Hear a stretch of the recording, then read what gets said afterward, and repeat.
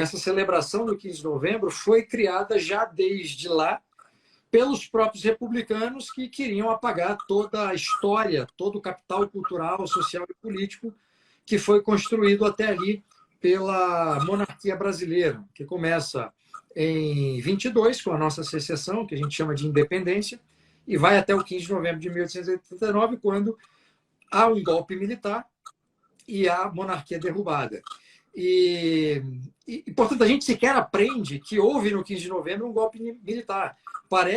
Fica parecendo, e a gente é ensinado, e todas as vezes que isso sai na imprensa, que houve ali uma mobilização popular, que essa mobilização popular entendia que o regime monárquico, que o imperador e tudo aquilo que fazia parte institucionalmente da nossa monarquia estava completamente degradada e, portanto, havia uma necessidade de se derrubar aquele regime para inaugurar esse novo regime na forma de um republicanismo presidencialista. Você tem a forma de governo, que é a república, e o regime de governo, que é o presidencialismo. O que a gente tinha antes era uma forma de governo que era a monarquia e o regime era parlamentar. Portanto, havia o imperador e havia um parlamento eleito, com as regras da época. Quem estava à frente do poder executivo era, na época, o presidente do gabinete de ministros. Então, havia um gabinete de ministros que hoje seria o equivalente nos países parlamentares ao primeiro-ministro. Tá? No Brasil não se chamava primeiro-ministro, chamava presidente do gabinete de ministros. Mas era esse gabinete de ministros o responsável pelo poder executivo. O imperador... Era o Boris Johnson. No modelo inglês, britânico. É esse mesmo. Né? Quer dizer, o modelo britânico de hoje é semelhante àquilo que nós tivemos durante a nossa monarquia, com exceção de um ponto importante, que na nossa monarquia, o imperador, pela Constituição de 1824, ele tinha uma parte do poder executivo, então ele também participava do governo. Além de ser chefe de Estado, ele tinha algumas atribuições nessa chefia de governo. Hoje, na Inglaterra, já há muito tempo, o chefe de governo, que é um membro do parlamento do partido que conquistou a maior parte das cadeiras, ele é o chefe do poder executivo e a rainha, representando a monarquia, não tem função no poder executivo. Ela é somente chefe de Estado. Tá? Então, era essa a realidade do Brasil do século XIX. E aí, explicando como houve a transição, houve uma aliança entre grupos que estavam interessados na queda da monarquia. Então, quem eram os 4 grandes grupos que concorreram, colaboraram para derrubar a monarquia por meio desse golpe militar? Os positivistas, influenciados pelas ideias do filósofo francês Auguste Comte, e numa versão já adaptada à nossa realidade já brasileirada, os militares, que desde a Guerra do Paraguai vinham lutando por participação política, que era proibido à época, os republicanos, porque eram contra a monarquia, queriam uma república similar à que havia nos Estados Unidos, e o 4º grande grupo era dos liberais federalistas, ou seja, membros do Partido Liberal que queriam um federalismo no Brasil parecido com o que tinha nos Estados Unidos. Então, os 4 grandes grupos que se ajudaram para derrubar a monarquia eram esses. E, claro, dentro desses 4 grupos existiam os maçons. Né? Então, a maçonaria foi muito importante, não só na nossa secessão, a independência em 1822, mas também na mudança de regime, porque alguns positivistas eram maçons, alguns militares eram maçons, não todos, alguns republicanos também eram maçons, e alguns liberais também eram maçons. Então, os maçons estavam presentes nesses 4 grandes grupos, né? Até o 15 de novembro, Leda. E o bisavô do Fernando Henrique queria eliminar o nosso imperador, é isso?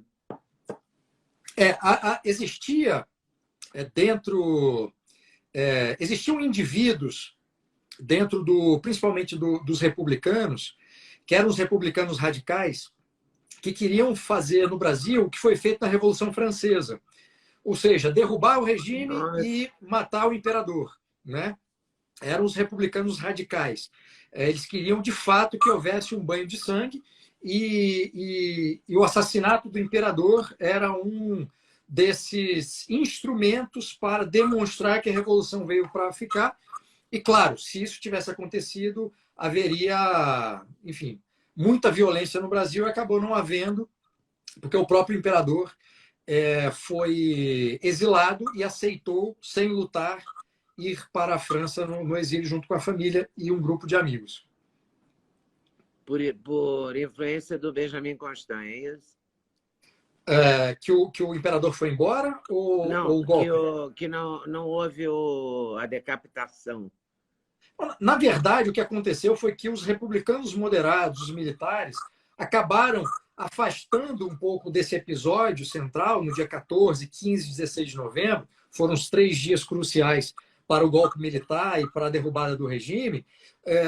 Então, a parte moderada, digamos assim, desses grupos acabou afastando esses mais radicais. O Silveira Martins, que era um dos mais radicais de todos os grupos, que queria banho de sangue, queria uma solução sanguinária no modelo dos jacobinos da Revolução Francesa, ele sequer foi avisado do que estava acontecendo naqueles 3 dias. Ele só soube quando a situação já estava em curso, porque queria se evitar justamente uma radicalização naquele momento. Os líderes ali naquele episódio queriam uma solução pacífica que passava pelo exílio do imperador, a saída, e passava também por não alertar a população. E por essa razão, todo esse exílio, toda essa operação para que o imperador deixasse o Rio de Janeiro rumo à Europa, essa operação foi feita de madrugada, justamente para que o povo não percebesse o que estava acontecendo e não se insurgisse contra esses revolucionários golpistas. E isso é um elemento interessante, porque muita gente, e isso está em alguns livros, né? Isso não vem do nada, muita gente defende a ideia equivocada de que a monarquia, naquele ano de 1889, estava decrépita, não tinha apoio popular, e uma das causas desse golpe, da derrubada da monarquia, foi justamente a falta de apoio popular. Mas, pelo contrário, a monarquia nunca gozou de tanto prestígio popular quanto naquele ano de 1889, em razão não só por aquilo que a monarquia representava, mas por conta da abolição da escravidão no 13 de maio de 1889. Então, a percepção popular, especialmente no Rio de Janeiro, onde se deu todos os acontecimentos, era que a monarquia era um valor para o país, as pessoas adoravam Dom Pedro II, adoravam a princesa Isabel, que foi um símbolo da abolição da escravidão, e essa história de que a monarquia não gozava de prestígio quando se deu o golpe é uma falsificação histórica.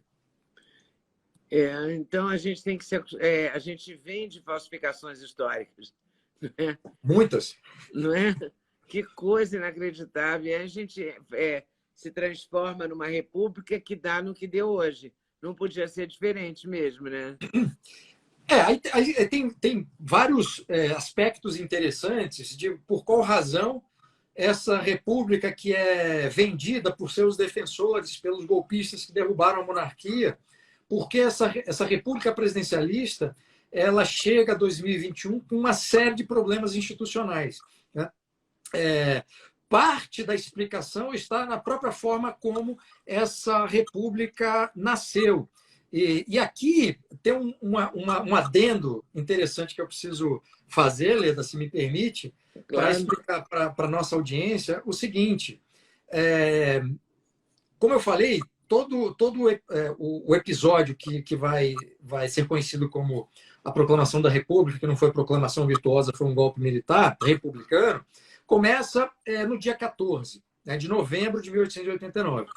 E o grande símbolo e o homem que esteve à frente dessa movimentação toda foi o Marechal Deodoro da Fonseca, um militar super respeitado, tanto dentro do exército quanto pela população, herói de guerra, uma figura muito importante, muito respeitada, era amigo pessoal do imperador Dom Pedro II, a quem devia favores, inclusive isso foi reconhecido pelo próprio Deodoro no dia dos acontecimentos, né?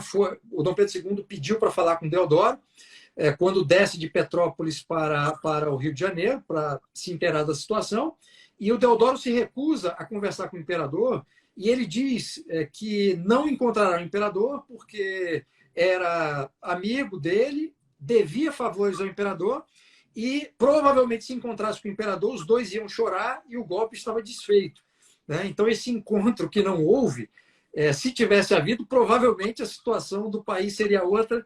O Deodoro teria mandado todo mundo voltar para os quartéis e não teria havido uma mudança da forma de governo e do regime. Gostou do corte que você acabou de ver? Vale a pena conferir com certeza, né? Então vai conferir muitos outros cortes no canal de cortes Leda Nagli. É claro que a entrevista completa você vai conferir no YouTube Leda Nagli, canal Leda Nagli do YouTube, você não pode perder de jeito nenhum. Valeu, tô te esperando, hein? Vem nessa!